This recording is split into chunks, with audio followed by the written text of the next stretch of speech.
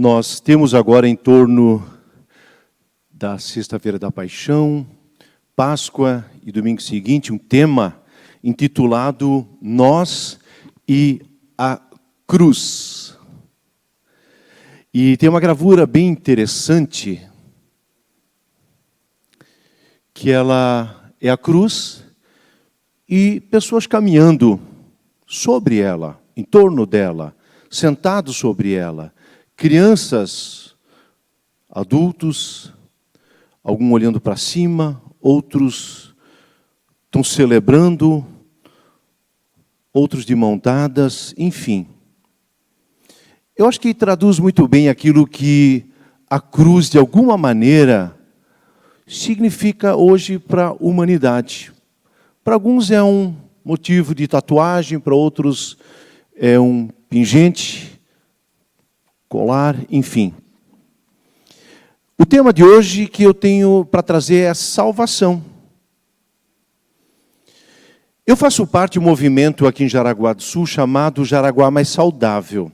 Eu gostaria que muitas pessoas conhecessem esse Jaraguá Mais Saudável. É simplesmente um programa que visa mapear e visa olhar para aquilo que Jaraguá tem de melhor. E tem muitíssima coisa boa em Jaraguá do Sul. De iniciativas particulares, iniciativas também de empresários, do governo, da CIRGES, do SESI, todas as instituições, de alguma maneira, têm prazer ver a sua cidade legal. A pergunta é como é que surgiu isso? Uns 5, 6 anos atrás, vieram alguns norte-americanos, pessoas dos Estados Unidos e do Canadá. Queriam nos convencer a, eventualmente, colocar Jaraguá do Sul dentro do espectro do Blue Zones.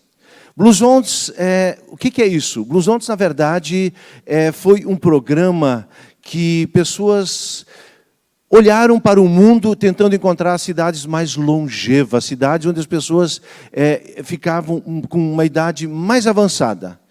E acharam a cidade na Itália, uma cidade que seria a mais Sardenha, acho que é isso, né, na Itália, e outras 4 cidades. E aí eles pegaram essas 5 cidades e simplesmente passaram um canetão azul no mapa, e aí ficou cidades azuis, Blue Zones, zona azul. Tá? E a partir disso, esses norte-americanos acharam que Jaraguá se encaixaria dentro desse programa, pelas pessoas longevas. E nós temos hoje no nosso grupo de idosos algumas pessoas realmente com idade bem avançada. E quem colocou isso a público mesmo foi o jornalista Dan Buettner, em novembro de 2005, através da revista National Geographic, né? E o artigo sob o título O Segredo de uma Vida Longa. Na ocasião, as cidades então mais longevas, Blue Zones, com canetão, Okinawa, no Japão, Loma Linda, Estados Unidos, Icária, na Grécia, Península de Nicoya, na Costa Rica, e a Sardenha, na Itália. E eles fizeram um levantamento, tentaram ver o que realmente faz com que as pessoas fiquem tão idosas. E chegaram, entre outros, também à conclusão que 25% é uma questão de genética, mas 75% é uma questão de postura, hábitos e comportamentos. Agora sim, o que seriam esses aspectos importantes para uma vida saudável? Está aí a receita. Ontem já vi que o pessoal foi logo fotografando, né? Depois aí, para ver o que é que nos leva aos 100 anos de vida. Vamos ver. Prática de atividades físicas. Já começou mal, né? Na verdade, cara, é meu pânico quando eu vou para o médico. Ele faz sempre a mesma pergunta e a minha resposta é sempre assim, um pouquinho, podia ser melhor, né? Vocês concordam comigo? Bom. Segundo aspecto, ter propósitos estabelecidos. Tem gente que aos 60 anos só afunda no sofá, televisão, comidinha no prato e não tem perspectiva. O que você ainda quer fazer dos 60 aos 85 anos? É uma pergunta muito séria. Ter propósitos. Diminuir o ritmo. Entre a preguiça e o ativismo tem lá no meio um caminho saudável. Comer até ficar 80% satisfeito. E o de origem alemã não é fácil, né? Eu já estou satisfeito, ainda pego um steakzinho. Um steak é um pedacinho, né? Vocês sabem o que eu estou falando? Né? Tem pessoas que são capazes de deixar um filé mignon em cima do prato num casamento. Eu não entendo isso. Na verdade, não sei. Elas dizem que trava fechou. Para mim, não tem essa trava. Bom, continuando. Comer vegetais. Isso eu gosto. Nem todos gostam, mas eu gosto. Tomar 1 ou 2 taças de vinho por dia. Essa é fácil. Pertencer a um círculo social. Pertencer. Ter grupos de pessoas afins, amigos. E quem quer ter amigos aos 80 não pode começar aos 75 tentar fazer amizade. Amigos aos 80 acontecem já a partir dos 40 ou 30 anos. Finalmente, ficar próximo de pessoas queridas, como a família, esse lance. Esses dias, um terapeuta me soprou que um paciente dele disse que ele não se importa em envelhecer. Tendo um computador e um bom celular, para ele é o suficiente. Não acredito nisso. Chega um momento que tu precisas de pessoas ao teu lado. Mas para que eu trouxe essa lista? Por causa desse último aspecto, ter uma fé. Interessante, esses 5 países mais longevos, a espiritualidade tem um lugar importante. A ciência e a neurociência já diz que hoje nós temos chamado um ponto de Deus. É quando os estímulos, a partir de eletrodos, quando a gente ora, a gente tem uma experiência de fé, um culto, ouve falar de Deus, pensa em Deus, contempla Deus.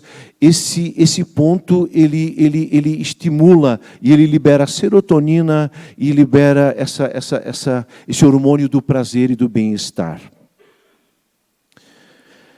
Queridos, em todos os tempos, culturas, nações, sempre de novo, pessoas deram ouvidos a uma voz interna que nos leva a perguntar: Deus existe? Sim, para isso nós precisamos ter fé para crer num Deus.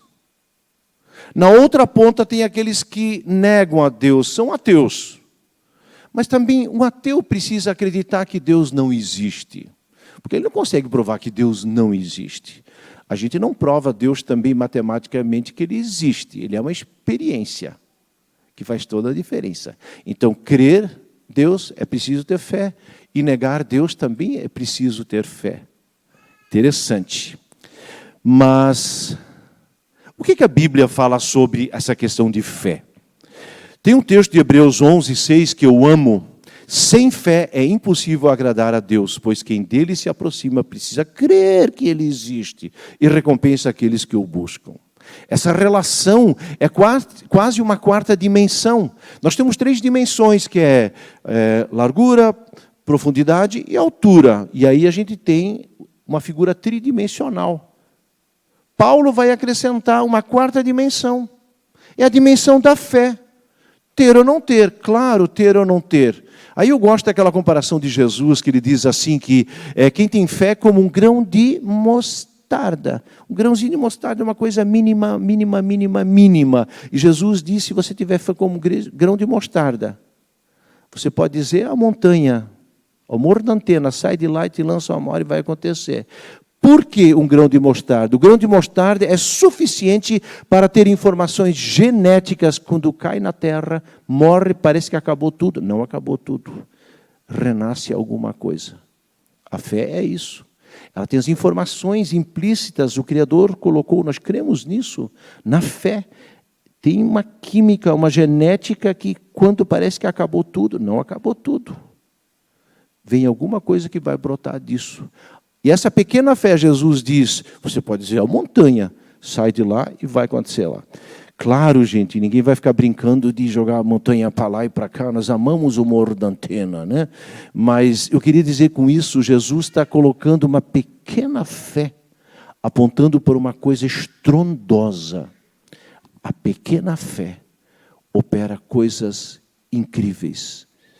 Eu gosto de segurar nessa ideia, que a fé é fundamental. Sem fé é impossível agradar a Deus. Pedro, um dos 12 discípulos, aquele que conviveu com Jesus, você lembra Pedro, aquele que negou Jesus, né? Mas aquele mesmo Pedro que andou sobre as águas, o Pedro que disse, tu és o Cristo, o Filho de Deus, esse Pedro sempre foi um pouco impetuoso, e ele disse, Senhor, se todos te abandonarem, eu não vou te abandonar.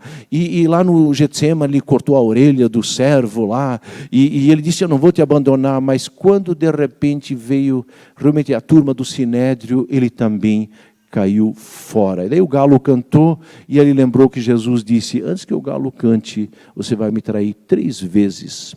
Esse Pedro, que depois teve uma experiência incrível, quando Jesus ressuscitou, esse Pedro depois escreve uma carta, 2 cartas, aliás, e em 1 Pedro 1, versículo 8 e 9, diz assim, mesmo não tendo visto, vocês o amam. Amam quem? A Jesus Cristo. Vocês não viram Ele, mas vocês amam Ele. É uma relação. A gente só ama alguém que a gente tem uma conexão, tem uma, né? Amar a Cristo. Tente uma vez dizer nas suas orações, Jesus, eu te amo. Isso é um aspecto de fé, porque isso parece alguém bilolado, alguém falando para alguém que não enxerga que ama, isso é uma coisa estranha. Mas quando se transforma isso em experiência, você vai ver que não é estranho. Alguma coisa solta dentro de nós. Deus, eu te amo, eu te agradeço que tu és o Criador. Jesus, eu te amo porque tu és o Salvador. Espírito Santo, eu te amo porque tu és o Cuidador. E apesar de não verem agora, creem nele, exultam com alegria indizível e gloriosa.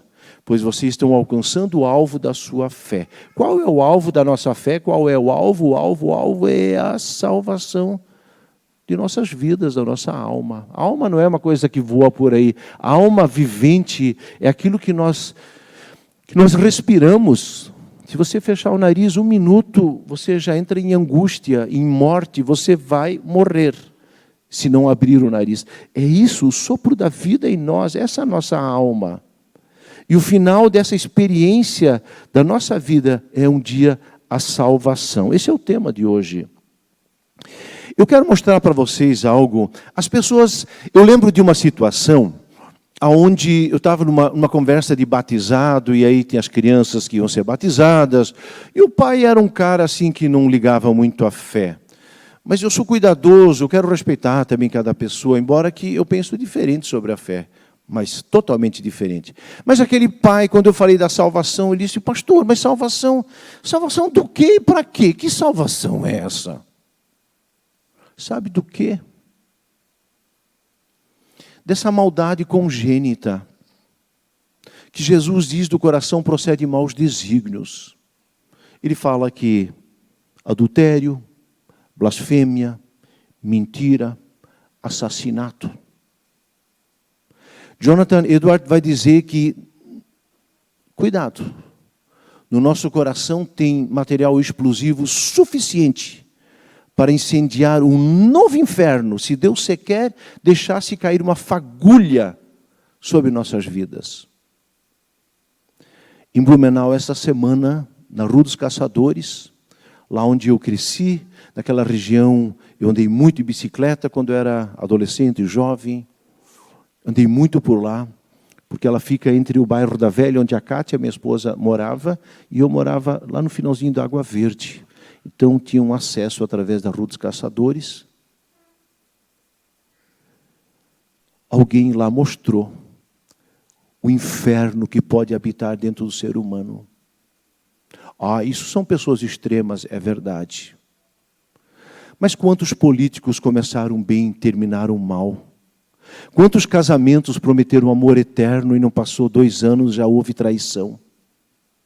Quantos negócios são mal feitos? Quantos relacionamentos são estragados? Quantos filhos abandonados? Quanta coisa ruim. Olhe os jornais, assista e você vai ver que nós somos doentes. N.T. Wright, um escritor moderno, um teólogo, escreveu muitos livros. Ele diz que nós continuamos mais do que nunca. Nós continuamos precisando de amor.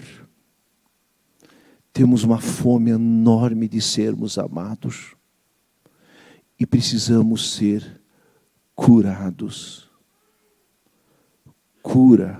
Se você for honesto, você vai dizer sim, eu preciso e continuo precisando de cura.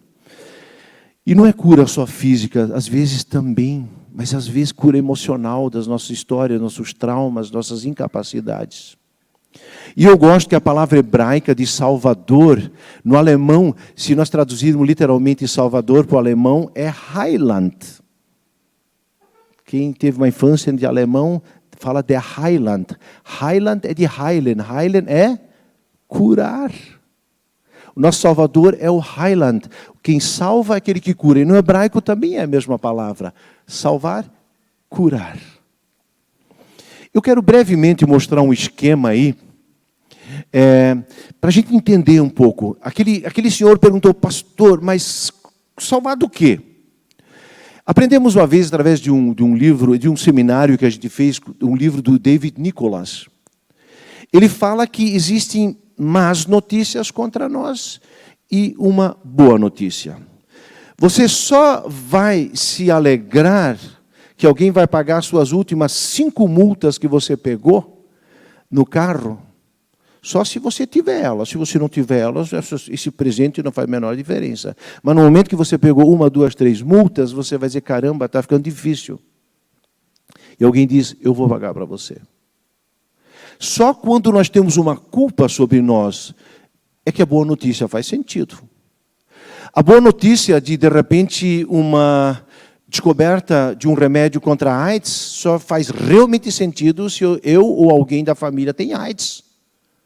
Para o outro, sim, bacana, que bom, finalmente aconteceu agora a cura da AIDS.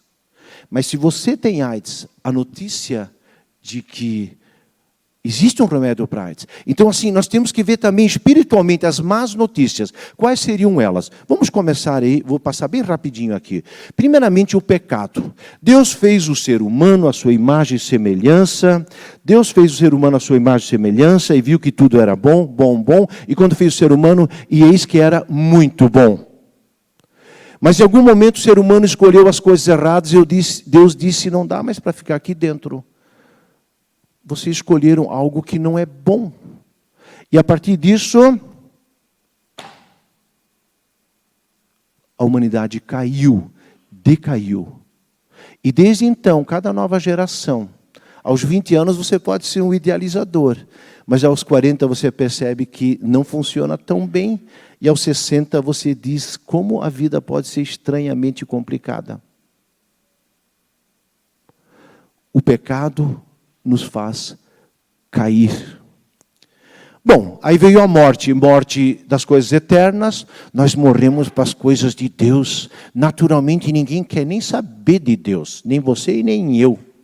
Naturalmente, Paulo vai dizer, não há um justo sequer, todos pecaram e carecem da glória de Deus. O nosso DNA aqui dentro mudou, nós queremos, assim como nós preferimos comer madeiro, McDonald's, batata frita, uma costela bem gordurosa e sabemos que não faz bem, por que a gente adora essas coisas?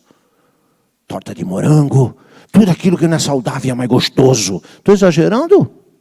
Mas também outras coisas. Nós amamos aquilo que não faz bem para nós. Aquilo que estraga casamentos, relacionamentos, estraga sociedades, aquilo que estraga o ambiente. Nós queremos droga, bebida, nós queremos avacalhar, nós queremos nos corromper o tempo todo. Nós morremos para aquilo que é bom e justo. Finalmente, nós morremos até fisicamente. Morremos para Deus, morremos para a eternidade e morremos, inclusive, fisicamente. 70, 80, 90 aninhos. Mas o que é isso dentro do cosmos, dentro do tempo?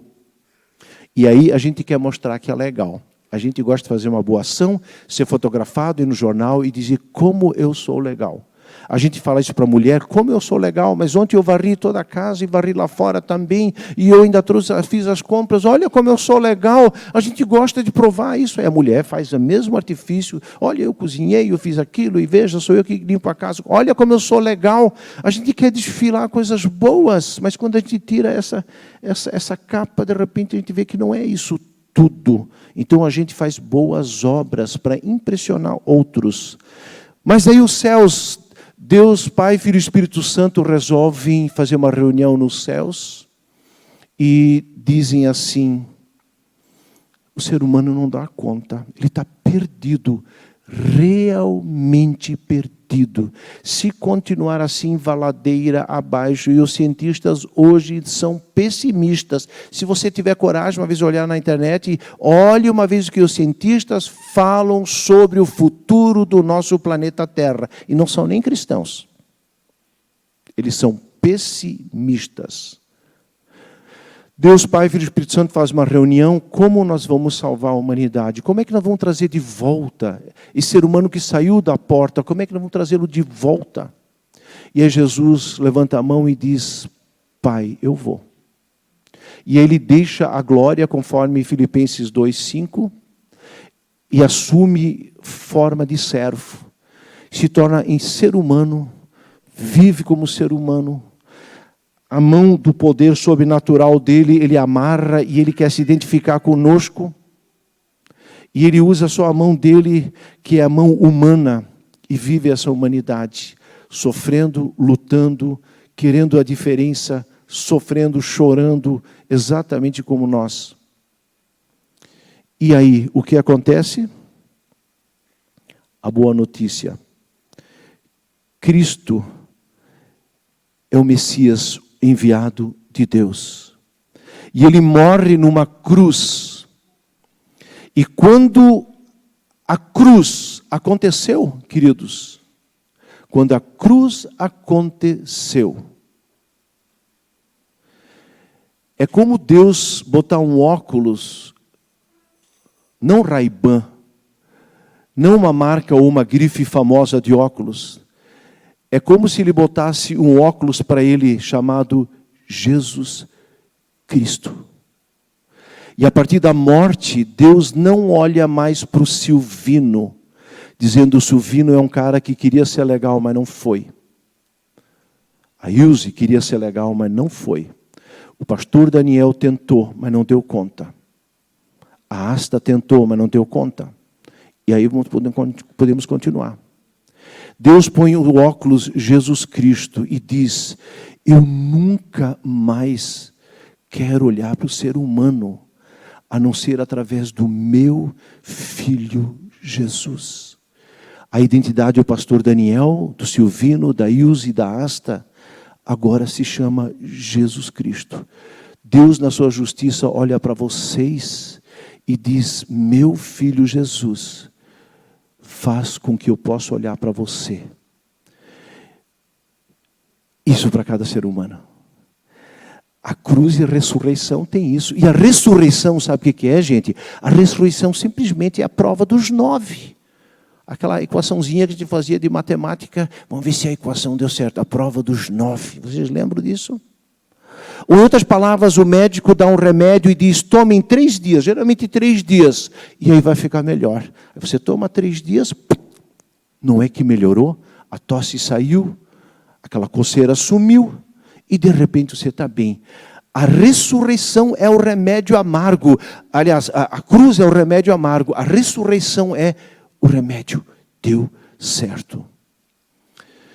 A partir disso, agora, nós temos a salvação. Tem más notícias que denunciam você e eu. Tem que ser muito otimista para dizer que esse mundo está tudo legas. O ser humano é capaz, ele se supera sempre, sempre, sempre. Eu acho incrível essa capacidade do ser humano. Mas vocês vão concordar comigo. Isso não é a palavra final. Ele tem uma capacidade autodestrutiva. É desse caos que Jesus diz: quem crer em mim, ainda que morra, viverá.